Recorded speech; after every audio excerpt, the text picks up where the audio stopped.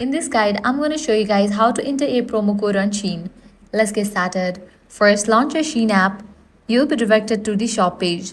First up, you will need to select the items that you want to purchase. Just select the item, add it to the cart. Once you are done selecting the items, head over to the cart section. For that, click on this cart icon given at the top right. Now, here you're going to find all the items that you have added to the cart. From here, you can select the items that you want to purchase right away. Just check in for it, then click on the option checkout. Once you're on this page, you will need to provide your shipping details, like your shipping method, then select the payment method, and here you're going to find the option apply coupon.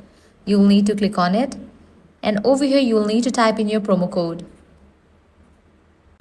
Once you are done, click on apply. With that, the promo code will be applied to this purchase and you're gonna get certain amount as a discount. So this is how you can easily enter your promo code on SHEIN. If this guide helped you out, do not forget to like, share and subscribe. Thanks for watching.